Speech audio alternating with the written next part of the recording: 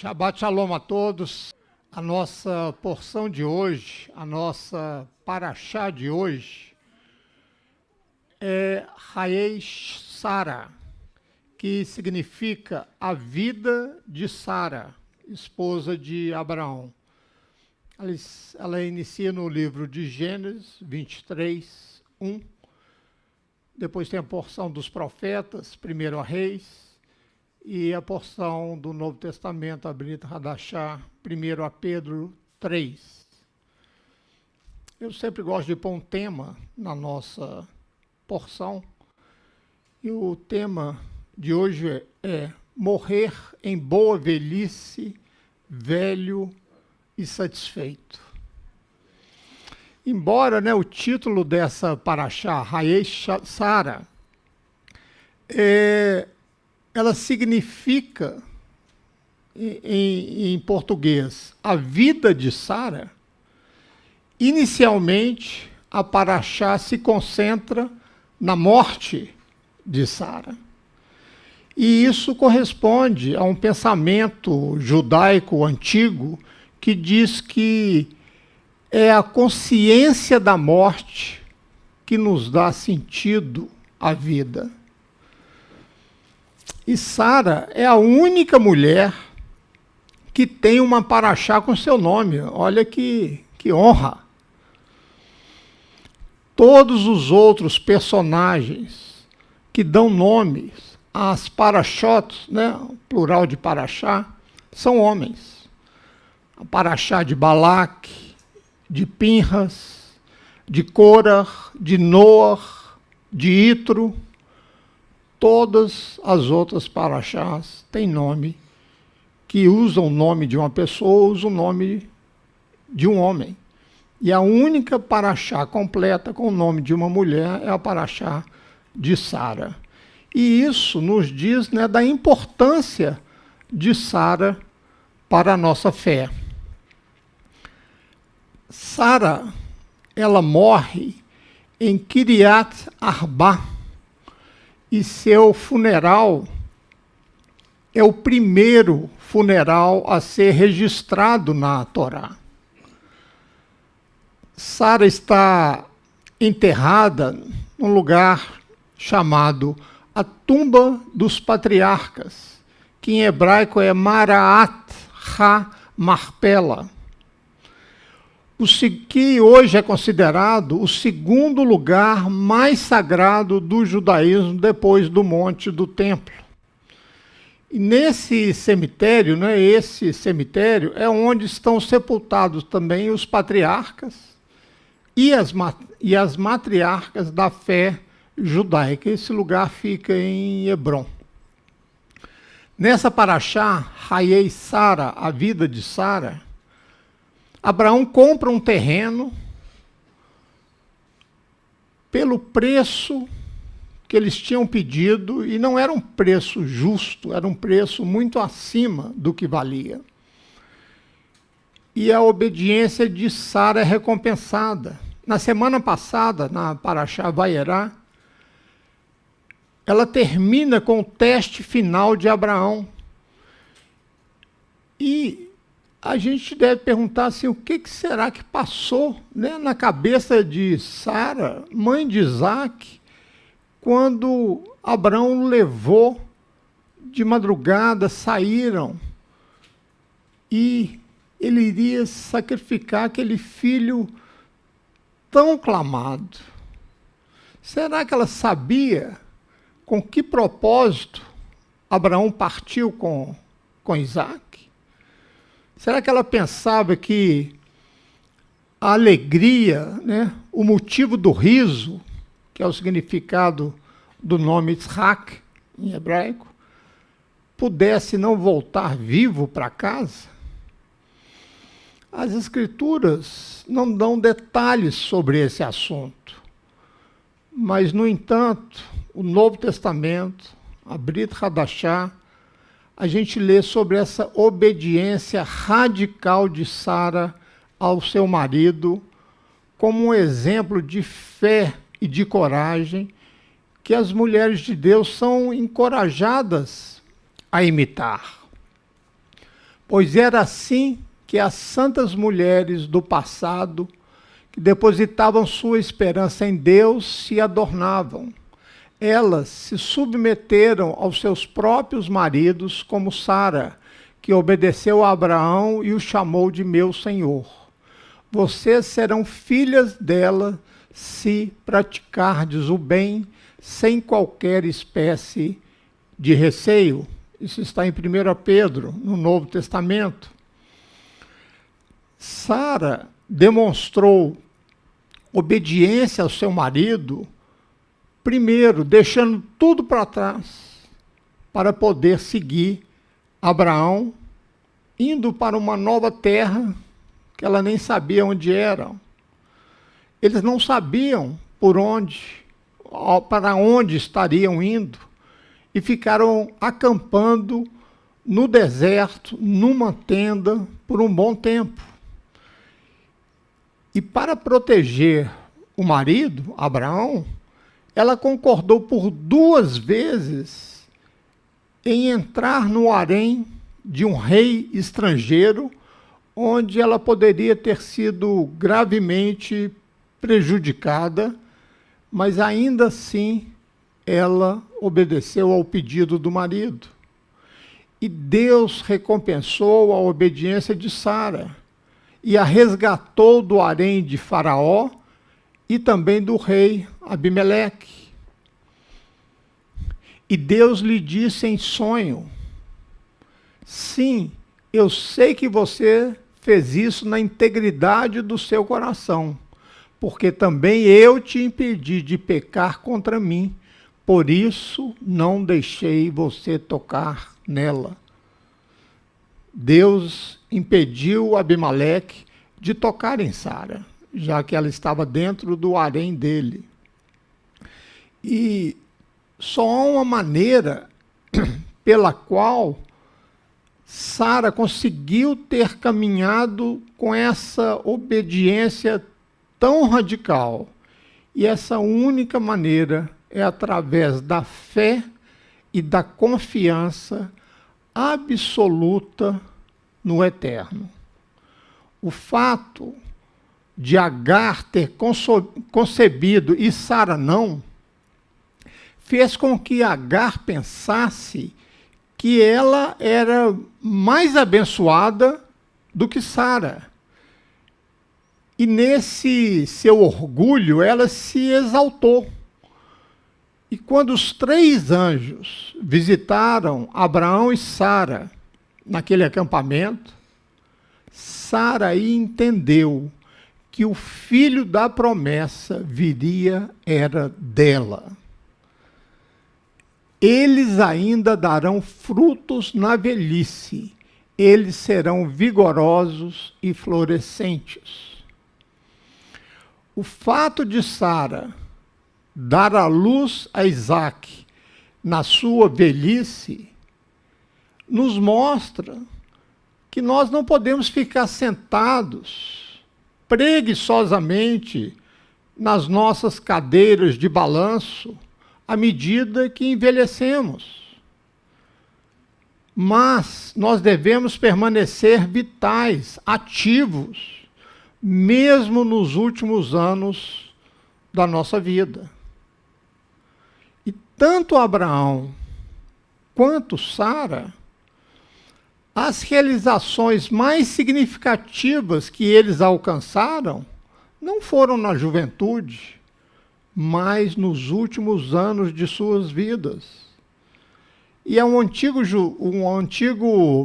ditado judaico que diz o seguinte: aos 40 anos, a pessoa está apta para discernir. Aos 50 anos, ela está apta para aconselhar. Aos 80 anos, ela está apta para as tarefas especiais. Caleb é um exemplo disso. Ele foi uma das únicas 2 pessoas de uma geração que entraram na terra prometida. E o que Caleb pede? ele pede uma montanha para ele conquistar. E ele tinha 85 anos de idade. E agora, aqui estou hoje, com 85 anos. Ainda hoje estou forte, como no dia em que Moisés me enviou.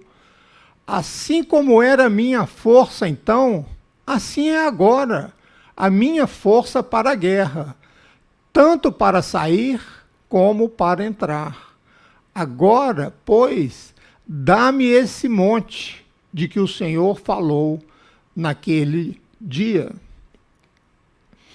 Embora tenha se tornado politicamente incorreto perguntar a idade de uma mulher, as Escrituras não hesitam em revelar a idade de Sara no momento da sua morte. No momento da sua morte, Sara tinha 127 anos. Eu já disse para vocês que a Bíblia, que o Tanar, que a palavra de Deus, é uma Bíblia matemática. Cada letra tem um valor numérico. Se vocês digitarem lá no Google o alfabeto hebraico, né? O Aleph Bet, você vai ver aparecer todas as letras e cada uma com um valor numérico. Então, olha que interessante. A Parashá de hoje, na Bíblia em hebraica, ela começa com a palavra Va'ilhu. Va'ilhu, que é essa palavrinha que está aqui em hebraico. A letra Vav tem um valor 6, o Yud tem o valor 10, o Het valor 5, o Yud novamente o valor 10 e o Vav novamente o valor 6, somando dá 37. E essa soma é exatamente a diferença da idade de Sara quando Isaac nasceu, que ela tinha 90 anos, até a idade que ela morreu, com 127 anos. E esses 37 anos, que de uma certa forma a Bíblia ressalta, foram os melhores anos da vida de Sara, porque ela cuidava do seu filho, que aquele casal, tanto ela quanto Abraão, clamaram a Deus durante praticamente toda a vida adulta deles. E a Torá apresenta Sara como uma mulher parceira, uma mulher que está do lado do marido, seja qual for a circunstância. E na tradição oral, ambos são considerados excelentes professores, porque Sara vivia ensinando as mulheres e Abraão vivia ensinando os homens. E Sara compartilhou essa jornada de Abraão com Deus num espírito de fé, de coragem, de renúncia à sua própria vontade. E ela permaneceu fiel a Deus, fiel ao seu marido, fiel ao seu chamado. Suportou muitas provações difíceis, mas foi através da sua fé em Deus que ela conseguiu lidar com tantas adversidades. E a Bíblia nos diz que nós também temos que ter perseverança nos fatos que acontecem na nossa vida.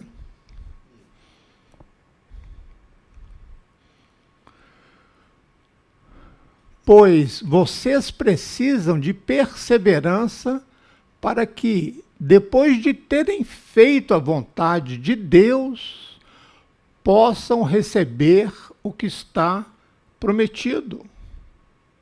Às vezes a pessoa pensa assim, não, está aqui a promessa da Bíblia, isso vai acontecer comigo. Não é assim não. Aqui diz o seguinte, primeiro, ter perseverança. A Bíblia não marca a data da promessa ser cumprida, não. Veja no caso de Abraão e Sara, quantos anos demorou.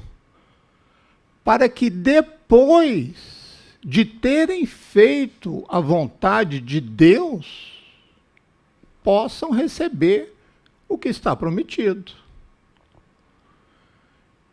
Quem pode encontrar uma esposa virtuosa, em hebraico, Eshet Ha'il, pois o valor dela está muito acima dos rubis.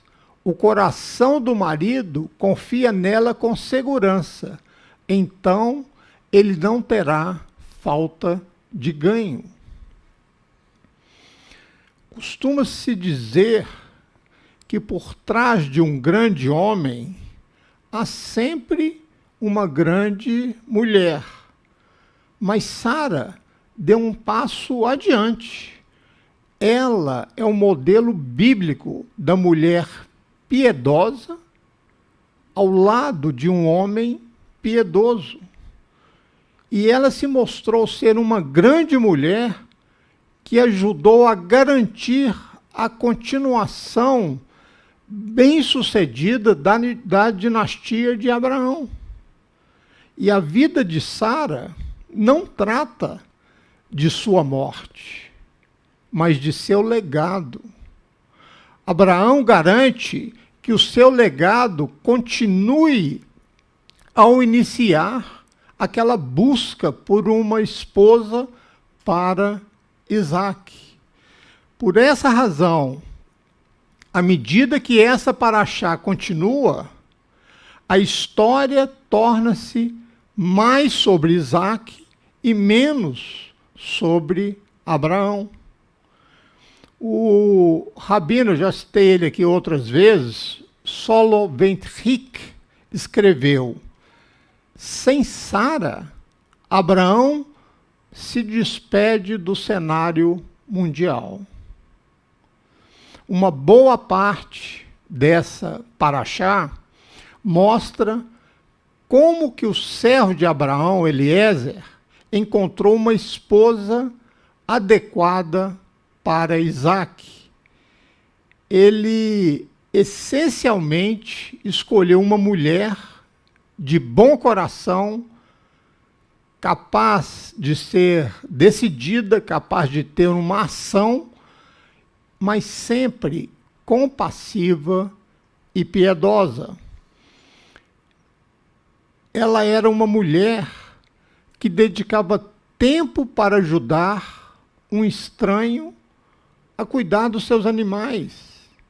Ela também era o tipo de mulher que, uma vez conhecendo os propósitos de Deus para a sua vida, não hesitaria em reagir imediatamente, rapidamente. E assim que soube que Deus a havia escolhido para ser a esposa de Isaque, ela não deixou passar um dia para cumprir esse destino. Vários membros da família não queriam que ela saísse rápido e começaram a procurar uma desculpa para adiar essa partida dela. Mas ela foi decidida.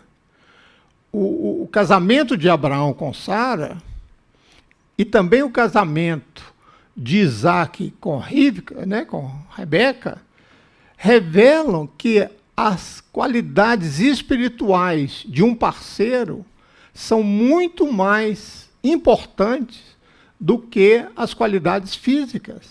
Embora a beleza e aquela preocupação com a aparência, obviamente ajudam, mas não é a principal. Deus tem sempre um plano para cada um de nós, que a gente possa usar sempre a sabedoria de Deus para compreender que a nossa escolha, a escolha de um parceiro, vai afetar toda a nossa vida de uma forma como cumprimos o chamado de Deus e qual legado nós deixaremos para a próxima geração. Então, eu vejo hoje as pessoas, às vezes, preocupadas somente com a aparência, somente com o físico. Não. Conheça. Não vá na casa dos seus pais, na casa dos pais da sua futura esposa. Conheça o pai, conheça a mãe. Vê como ela trata os pais. Veja como os pais se comportam. É muito importante isso. Analise. Tire um pouco o lado emocional, o lado da paixão, e analise, porque é com ela que você deve passar toda a sua vida. Então tenha sabedoria na sua escolha. Para aqueles de nós que já somos casados, nós podemos orar como casais para que Deus possa cumprir os seus propósitos na nossa vida, na vida de cada um e na vida nossa como casal. Da mesma forma, devemos orar para que Deus dê aos nossos filhos uma noção do seu propósito para as suas vidas. Quando o meu filho nasceu, ele mamava ainda de colo, ainda com meses. Eu e Estela começamos a orar todos os dias para que Deus se aproximasse dele, tomasse ele de ser meu filho e filho da Estela e fosse filho dele. E uma vez, ele já tinha uns 3 anos de idade, e a gente sempre orava antes dele dormir, orava de manhã, e ele viveu nesse ambiente. E ele sempre dormiu no quarto dele sozinho, desde o dia que ele nasceu, e o meu quarto e o quarto da Estela mais ou menos uns 10 degraus, está num andar um pouquinho acima do dele. E tinha uma babá eletrônica, e às vezes ele acordava de noite, pedia alguma coisa, ele chamava na babá eletrônica. E aí eu ou a Estela íamos no quarto dele, às vezes era água, era alguma coisa, e dava para ele. Mas uma noite, ele saiu do berço, pulou o berço, e veio andando até o nosso quarto. Quando ele chegou no quarto, a Estela falou assim: filho, você veio sozinho, por que você não chamou? Ele falou: mãe, eu não te chamei porque tinha um anjo no meu quarto. E esse anjo, ele era todo iluminado. E quando eu acordei e vi ele, eu fiquei um pouco assustado. Mas ele falou assim: não se preocupe, eu vou te levar no quarto dos seus pais. E ele me ajudou a pular o berço e me deu a mão. Eu falei: filho, mas estava tudo escuro. Ele falou: não, o anjo tinha uma luz e eu enxerguei os degraus, eu não tropecei, eu andei até seu quarto, porque a luz desse anjo iluminava tudo. E aí, na hora que eu cheguei no quarto e falei: mamãe, ele sumiu. E aí a experiência, né? Sobre a experiência, a gente sempre orou que o Mateus tenha uma experiência com o Senhor. Porque é válido você pregar para a pessoa, é válido você dar o testemunho, tudo é válido. Mas não tem nada igual a pessoa ter uma experiência própria com o Senhor. É isso que muda a vida dela. É isso que ela torna real o que a gente fala de intimidade com Deus, de comunhão com Deus, né? Não é uma coisa que não existe, e sim uma coisa real. E isso é muito importante. Então, para aqueles que vão ter filhos futuramente, não esqueçam disso. Orem, eu sugiro antes dele nascer, que venham, né, para a congregação, que a gente possa abençoá-los e dedicá-los a Deus muito antes dele nascer. E depois que ele nascer, orem. Não sei se isso é só coisa de mulher, mas a Estela, desde que ele nasceu, já orava pela esposa dele. Pela esposa dele. Não sei se precisa chegar a tanto, mas é sempre bom a oração.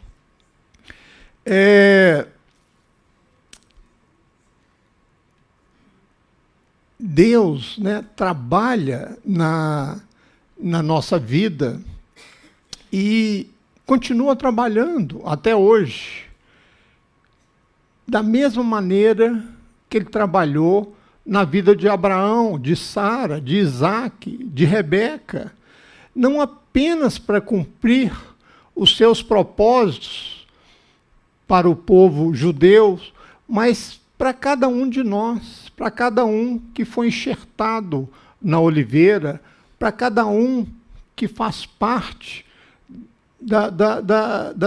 das pessoas tementes a Deus. E os seus olhos estão em cada detalhe das nossas vidas. E Ele quer de nós que nós sejamos parceiros dEle e parceiros dos seus propósitos.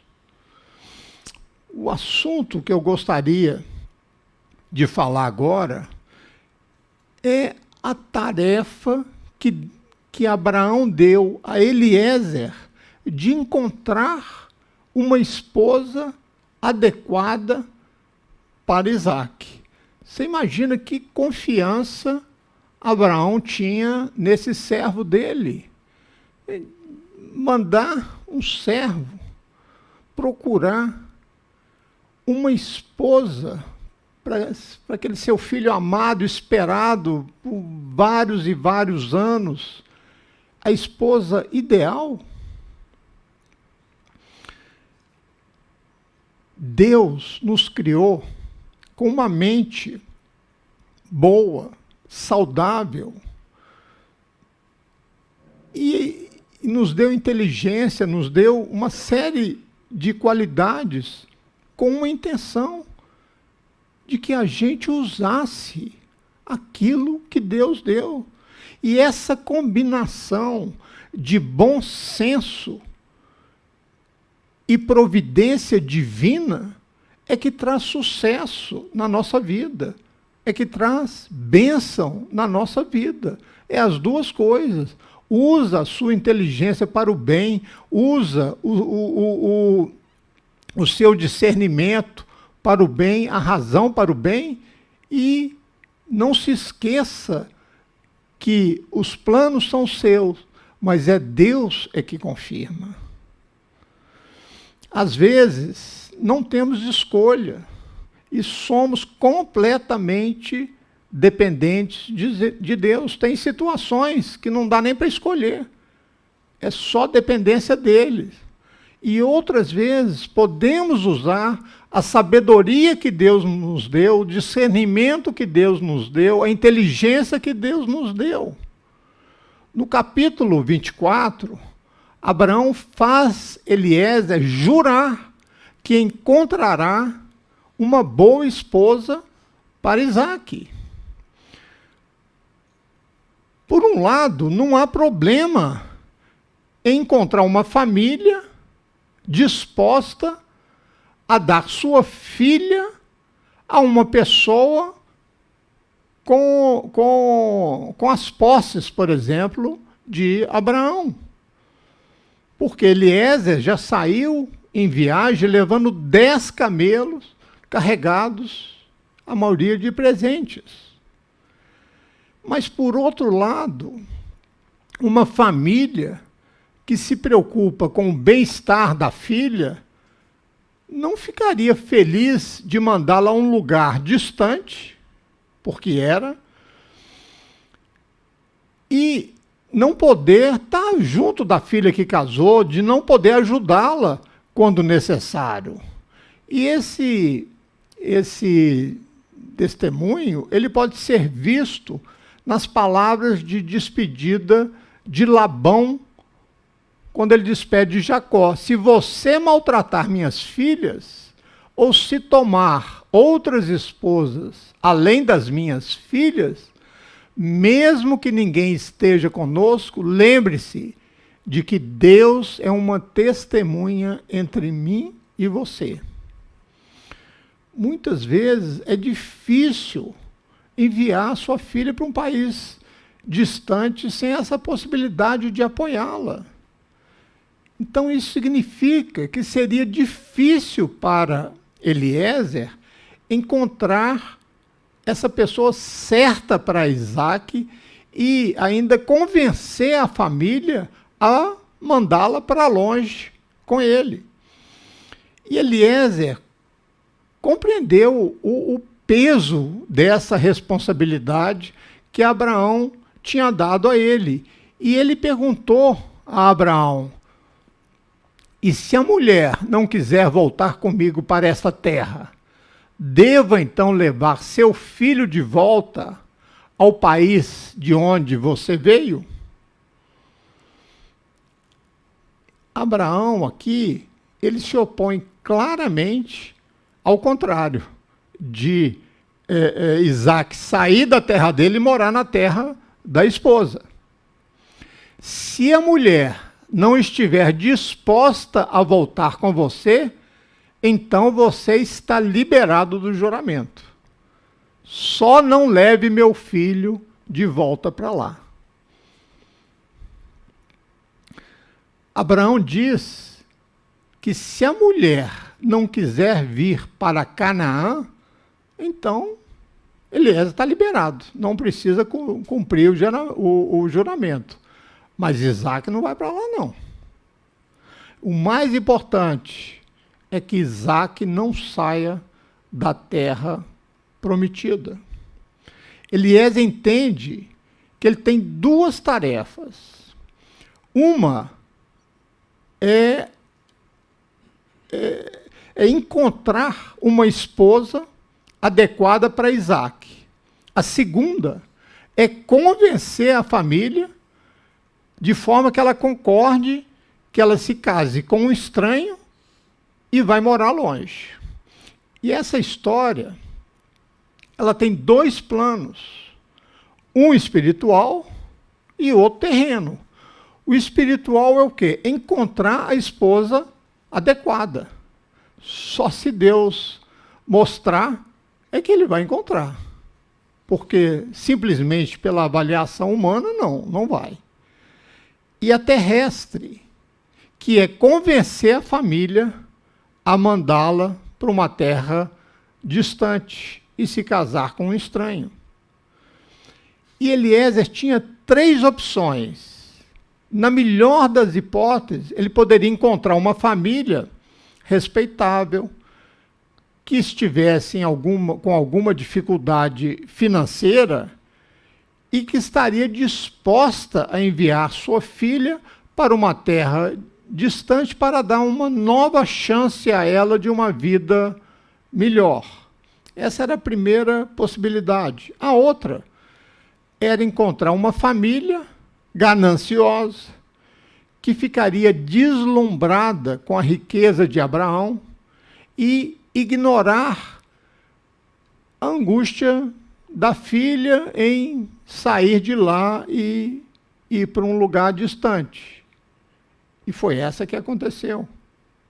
E a pior opção seria encontrar uma família que já estava doida para se livrar da filha problemática, por causa de um comportamento, ou por causa que ela não tinha chance nenhuma de casar naquele local que eles moravam. Então, o primeiro que aparece é esse mesmo. Vai com ele. Eu tenho certeza de que essas questões incomodaram, de certa forma, Eliezer. E, no final, ele decidiu que somente Deus poderia encontrar a pessoa certa nessas condições. E o problema é como saber qual é a escolha de Deus quando ele não diz explicitamente sobre aquele assunto. Para garantir, né, que a orientação de Deus esteja presente, Eliezer apresenta um teste impossível, sem nenhuma chance real de encontrar uma esposa adequada para Isaque. Pode ser que quando eu disser a uma jovem, por favor, abaixe o seu jarro para que eu possa beber, e ela disser, beba, e darei água aos seus camelos também, deixe que ela seja aquela que você escolheu para teu servo Isaque. Assim saberei que você demonstrou bondade para com meu mestre. Olha que teste que ele criou para ele mesmo, né? Mas Deus é que tinha que agir dessa forma para ele dizer, é essa, não tenho dúvida, é essa que Deus escolheu. Por que eu chamo de impossível esse teste? Primeiro, porque uma boa menina, uma menina de uma boa família, elas não vão lá no poço tirar água. Normalmente tem escravos para fazer esse tipo de coisa. Ou muitas vezes eles fazem trocas, né? Olha, eu forneço a água e em troca eu quero alguma coisa, sei lá, o pasto para os animais ou alguma coisa diferente, fazem troca. Mas é muito difícil uma menina ficar ali tirando água para as pessoas que querem beber água e ainda tratar dos seus animais. Segundo, a menina que tinha que se aproximar do homem e servir a água, deixar ele beber água no jarro dela, um estranho que ela nunca viu. Primeiro, naquela época, uma menina de boa família não ia ficar conversando com um estranho, muito menos deixar ele beber água na sua jarra. Por favor, me dê um pouco de água da sua jarra. E a exigência final de Eliezer é que a menina se oferecesse voluntariamente, para além de deixar ele beber água no jarro dela, ainda dar água para os animais dela. Muito difícil. Por quê? Porque esse é um trabalho duro.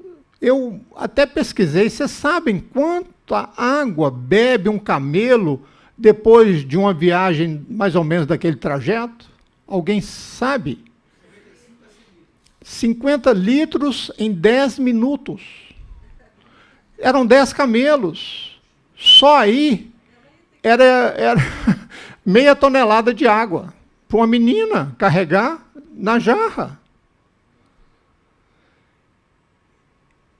Então, era um teste, né, quase que impossível.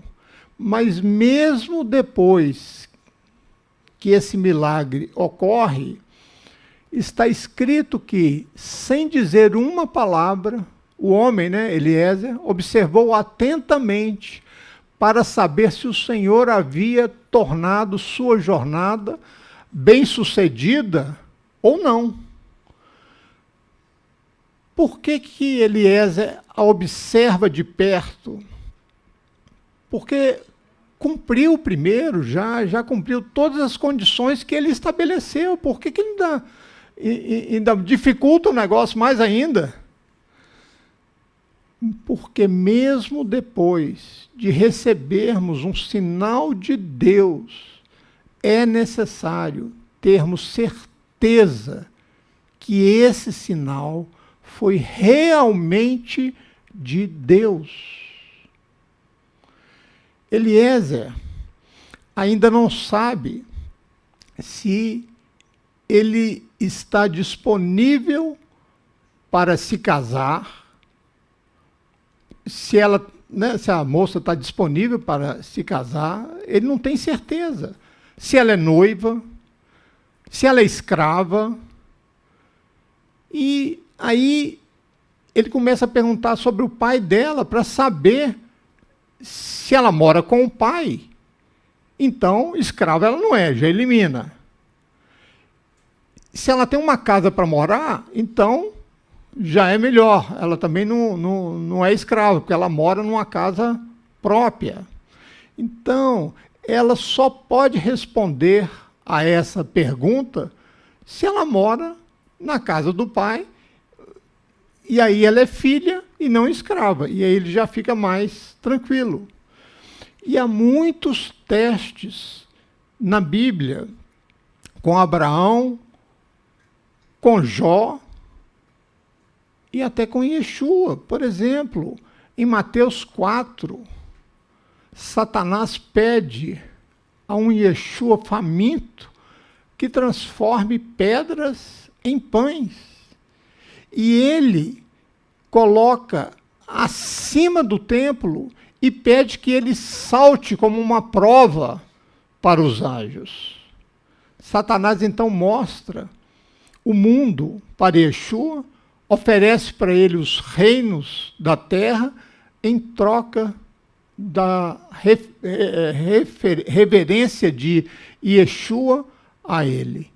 E Yeshua enfrenta todas essas provocações com apenas uma palavra: afasta-te de mim, Satanás, pois está escrito: adore o Senhor seu Deus e sirva somente a Ele.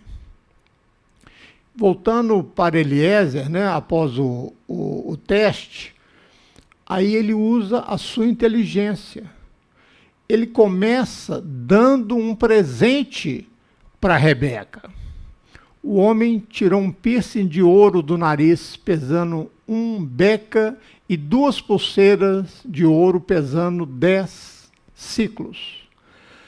Antes mesmo de Eliezer se apresentar à família, ele já dá a ela joias luxuosas, para já criar um ambiente mais amigável, mais confortável para uma conversa. E Eliezer imaginou que ela iria correr e contar à família o que havia acontecido, aqueles presentes maravilhosos que ela recebeu. E em Gênesis 24 fala exatamente isso. Ela sai correndo e vai para a família mostrar as joias. E Labão vê esse piercing de ouro no nariz e as pulseiras de ouro. E aí ele convida Eliezer para ir até a sua casa. E chegando lá, Eliezer sabe exatamente o que ele tem que dizer. Primeiro, ele enfatiza que o seu mestre, Abraão, é um homem rico. Eu sou servo de Abraão. O Senhor abençoou abundantemente meu senhor e ele ficou rico. Ele lhe deu ovelhas e gado, prata e ouro, servos e servas, camelos e jumentos. Sara, a esposa do meu senhor, deu-lhe um filho na velhice, e ele deu-lhe tudo o que possui. O que Eliezer está dizendo? Que Sara deu à luz a um filho único, não vai haver mais herdeiros. Abraão já deu tudo o que tinha como herança a Isaque. Após Eliezer terminar a parte que indica a riqueza de Abraão e, consequentemente, a riqueza de Isaque, ele passa a falar do teste que ele impôs. E ele aponta para o fato de que Abraão queria que uma esposa para o seu filho Isaque fosse da família. E quando você for para o meu clã, eles se recusarem a entregá-la a você, então você está liberado do meu juramento. Eliezer está dizendo que eles são a primeira opção. Ele está sob juramento de ir primeiro na casa deles. Mas se eles não tiverem interesse, ele está livre do juramento.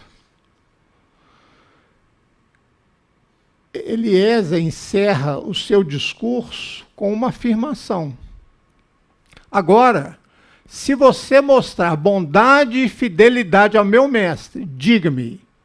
E se não, diga-me também, para que eu saiba que caminho seguir.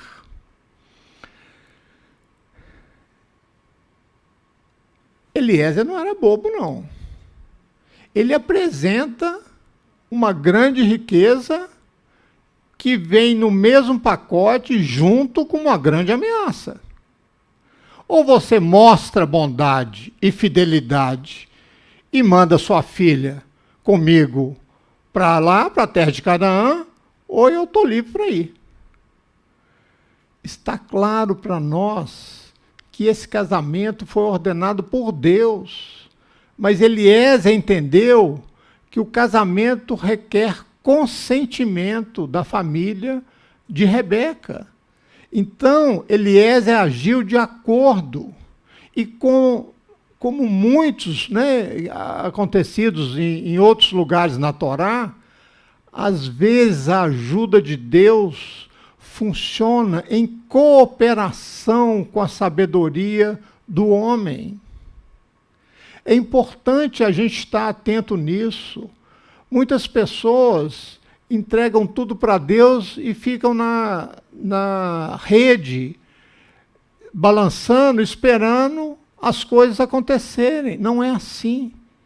Deus nos quer como parceiro, Deus nos muniu de muitas coisas, de inteligência, de raciocínio, de vivacidade, de várias coisas, de força, de tudo que precisamos. Não é para ficarmos na rede, Senhor, estou precisando disso, Senhor, eu quero aquilo. Não. Faça a sua parte. Haja, trabalhe, seja uma pessoa de ação, não importa a sua idade. A grande questão que me resta depois dessa história é como posso saber qual é a vontade de Deus sem ele declarar isso explicitamente. E onde nós estamos em relação ao teste de Eliezer? Esse teste também serve para nós nos dias de hoje? Vamos pegar, por exemplo, aquele teste de Gideão. Ele pediu para colocar a Bíblia chama de velo, é uma pele, né, já curtida, já pronta para uso, num lugar que estaria seco e tudo ao redor molhado. E depois ele pede o inverso, né, um lugar todo molhado e tudo estaria seco em volta.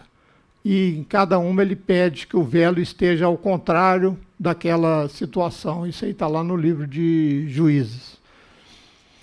Surpreendentemente, nós encontramos outros testes na Bíblia, por exemplo, no Novo Testamento.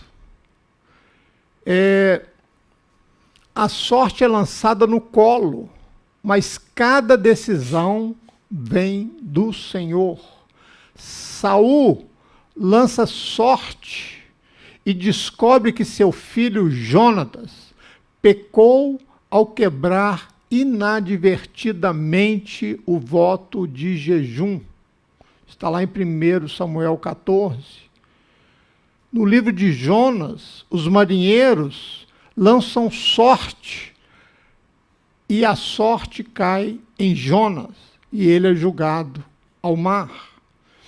Josué lança sortes e descobre que Acã trouxe desastre sobre Israel ao violar a aliança de Deus de não ter reverência às coisas consagradas. A divisão das tribos de Israel foram feitas por meio de sorteio, está lá em Números. Quando um apóstolo era escolhido após a morte de Judas, ele era escolhido por sorteio. Então hoje, a grande maioria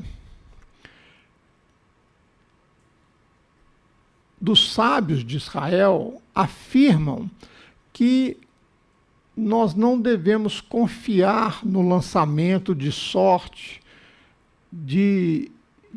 ou testes semelhantes em questões de injustiça. No entanto,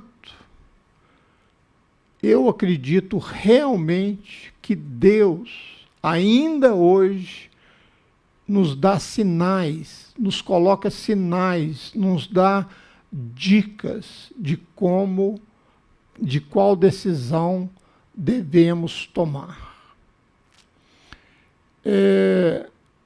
E isso é uma coisa assim, muito interessante. Um dia eu posso dar dezenas de testemunhos para vocês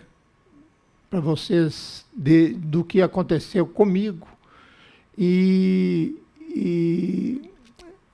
a gente tem que ter perseverança, porque quando a coisa começa a demorar, a gente pensa logo igual Sara ou Abrão, que quer logo, pode ser a serva Agar, e abandona aquilo que é a promessa por... nós temos dificuldade, muitas vezes, em esperar. Mas se perseverarmos, nós alcançaremos exatamente a promessa, sem atalhos, sem deixarmos de lado aquilo realmente que Deus prometeu e esperar com toda a paciência, com todas as forças, que do jeito que Deus prometeu acontecerá se formos parceiros. A partir do teste de Eliezer, dessa conduta sábia que ele teve, para mim é sem sombra de dúvida que Deus trabalha juntamente com os nossos esforços e com nossa sabedoria humana.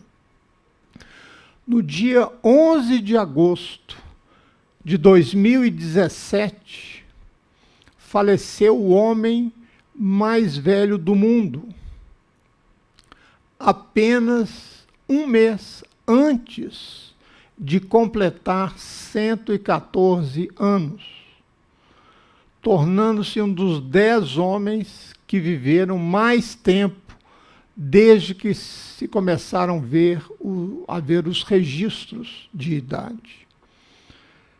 Se você não soubesse mais nada sobre esse homem, ele já estaria justificado se você pensasse que ele levou uma vida pacífica, uma vida sem medo, uma vida sem tristeza, uma vida sem perigo.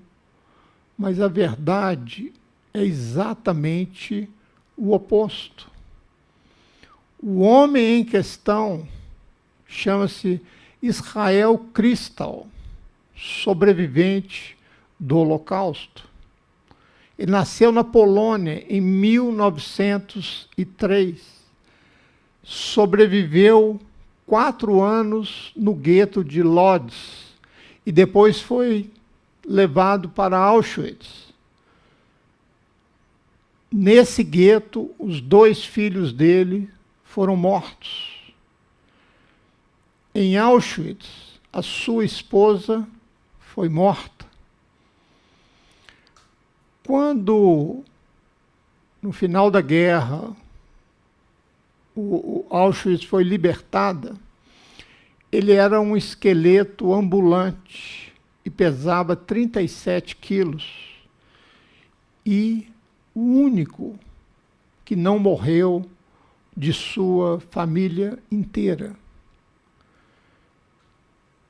Ele, desde criança, foi criado como um judeu religioso e foi assim a vida toda. Quando a guerra acabou e todo mundo foi praticamente destruído, ele casou-se novamente, desta vez com uma outra sobrevivente do Holocausto. Tiveram filhos e fizeram aliar para Haifa, se mudaram para Haifa.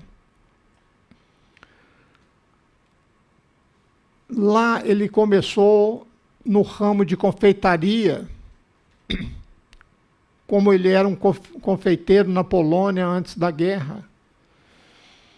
E ele fazia doces e chocolates, e sempre procurando inovar. Se você já comeu casca de laranja coberta de chocolate, ou aqueles chocolates licorosos em forma de garrafinha, que são embrulhados em papel de alumínio, você está saboreando um dos produtos criados por ele. Aqueles que o conheceram disseram que ele era um homem sem amargura nenhuma na alma. Ele queria que as pessoas experimentassem a doçura, por isso ele era confeiteiro. Em 2016, aos 113 anos, ele celebrou o seu Bar Mitzvah. O Bar Mitzvah é celebrado com 13 anos, mas durante 100 anos foi impossível para ele celebrar o Bar Mitzvah. Nessa altura, a sua mãe já havia morrido, nesses 100 anos, e seu pai lutava na Primeira Guerra Mundial. E com um senso quase que poético, Israel morreu em Erev Shabbat Ekev, no Shabbat da Parashá Ekev, na noite do Shabbat. A Parashá, que inclui no segundo parágrafo o Shema, com os seus comandos de usar o tefilim, aquela caixinha preta com os mandamentos que a gente enrola no braço, para ensinar a Torá aos nossos filhos, para que você e seus filhos possam viver muito tempo na terra que o Senhor jurou aos seus antepassados. E nessa paraxá, no dia da morte dele, era exatamente no texto onde constava o Shema, que a gente recita aqui todos os sábados. Israel fez as duas coisas. Em seu Bar Mitzvah, ele brincou dizendo que ele era o usuário de tefilim mais velho do mundo. Ele reuniu seus filhos, seus netos, seus bisnetos, todos eles sob um talit, e disse: aqui está uma pessoa, e vejam quantas pessoas ele trouxe à vida. enquanto estamos todos aqui sob o meu talita, penso, 6 milhões de pessoas, imagine o mundo que poderia ser e que eles poderiam ter construído se não fossem assassinados. Ele era um homem extraordinário. Sua vida lança luz sobre um dos versículos mais tentadores da Torá.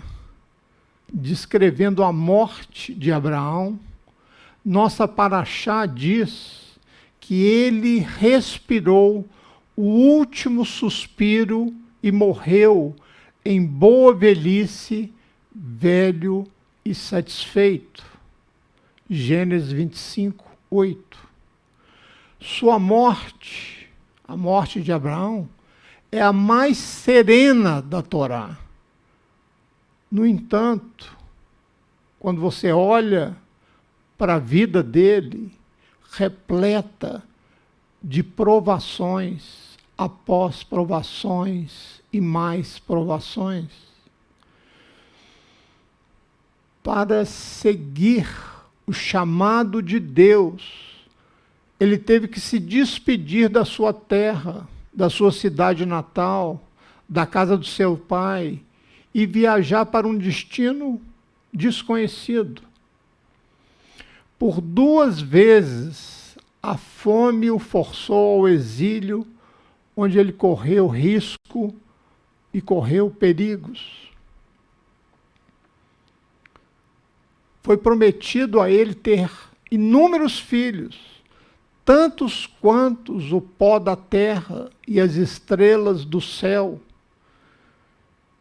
E ele permaneceu sem filho algum até a velhice. Então Deus disse para ele mandar o filho da serva embora. E essa provação não foi suficientemente dolorosa, porque depois Deus diz a ele para sacrificar seu único filho com Sara, Isaque, aquele a quem Deus lhe dissera que seria o seu herdeiro espiritual e portador de uma aliança no futuro. Uma terra prometida 7 vezes. Quando Sara morreu, ele não possuía 1 centímetro quadrado de terreno para enterrar a sua esposa. E teve que implorar aos hititas que o deixassem comprar um pedaço de terra para fazer uma caverna funerária. Essa foi uma vida de esperanças frustradas e realizações atrasadas. Que tipo de homem era esse que a Torá diz que morreu em boa velhice, velho e satisfeito? Aprendi essa resposta a essa pergunta ao ver o testemunho dos sobreviventes do Holocausto. Na minha família teve vários. Hoje não tem mais nenhum, todos já faleceram. Eles estavam entre as pessoas mais fortes e mais afirmativas da vida. Durante anos, eu me perguntei como que eles conseguiam sobreviver, tendo em vista o que eles viram e sabendo o que eles sabiam. Eles viveram na escuridão mais profunda que já existiu sobre uma civilização. quase sem exceção, quando a guerra terminou, concentraram-se com uma intensidade obstinada no futuro. Estranho, numa terra estranha. Mesmo assim, construíram casas, construíram carreiras, casaram-se, tiveram filhos, trouxeram uma nova vida ao mundo. Muitas vezes, eles não falavam sobre suas experiências durante o Shoah. É a palavra sinônimo de holocausto, que literalmente significa destruição, ruína, catástrofe. Mesmo aos seus cônjuges, filhos e amigos mais próximos. Eu tinha um tio que eu sempre falava com ele: tio, me fala mais sobre a guerra. Agora não, agora não. Agora não. Não, isso não é assunto para voltar, agora não. Dificilmente consegui algumas palavras dele sobre a guerra. Esse silêncio durou, em média, 50 anos. Só então, quando o futuro que eles construíram estava seguro, é que eles se permitiram olhar para trás e testemunhar o que tinham sofrido e o que tinham visto. Alguns deles escreveram livros, muitos deles percorreram escolas contando a sua história para que o Holocausto nunca pudesse ser negado. Primeiro, eles construíram um futuro. Só então eles se permitiram relembrar o passado. Vou repetir. Primeiro, eles construíram um futuro. Só então eles se permitiram relembrar o passado. Foi isso que Abraão fez na paraxá desta semana. Ele havia recebido 3 promessas de Deus: filhos, uma terra e a certeza de que seria não um pai de muitas pessoas, mas um pai de muitas nações. Aos 137 anos, ele tinha um filho solteiro, não tinha terras e não era pai de nenhuma nação. Ele não pronunciou uma única palavra de reclamação. Parece que ele percebeu que Deus queria que ele agisse, não que esperasse que Deus fizesse o trabalho por ele. Assim, quando Sara morreu, ele comprou o primeiro terreno no que viria a ser a Terra Santa, o campo e a caverna de Macpela. Então, ele instruiu seu servo a encontrar uma esposa para Isaque, seu filho, para que ele pudesse viver, para ver, pelo menos, até mesmo seus netos judeus. Por último, na velhice, casou-se novamente e teve 6 filhos, que acabariam por se tornar progenitores de muitas nações. Ele não se sentou, exceto brevemente, e não lamentou em nenhum momento o passado. Em vez disso, ele deu os primeiros passos para construir o futuro. Isso, à sua maneira, foi o que Israel Crystal fez. E foi assim que um sobrevivente de Auschwitz viveu para se tornar o homem mais velho do mundo. E ele morreu em boa velhice, velho e satisfeito. Foi isso que o povo judeu fez coletivamente quando, apenas 3 anos depois de ficar cara a cara com o anjo da morte de Auschwitz, David Ben-Gurion, antigo primeiro-ministro de Israel, proclamou o Estado judeu na antiga pátria do nosso povo, a terra de Israel. Se os judeus do mundo tivessem sentado passivamente e chorado desde então até agora pelas gerações assassinadas, teria sido até uma reação compreensível, mas não foi isso que aconteceu. Foi como se o povo judeu tivesse dito coletivamente as palavras do rei Davi, que estão no Salmo 118, versículo 17. Portanto, não morrerei, mas vivo permanecerei para proclamar as obras do Senhor. E deu assim um testemunho do Deus da vida. É por isso que a nação mais antiga do Ocidente, hoje ainda é jovem, líder mundial em medicamentos que salvam vidas,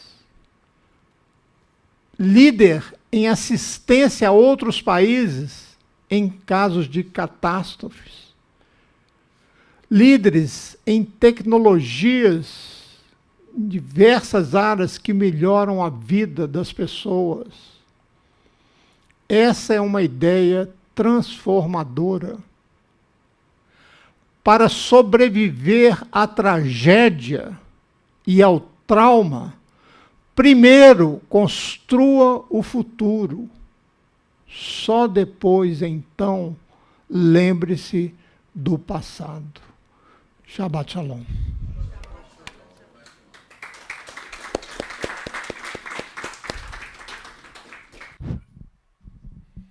Shabbat Shalom.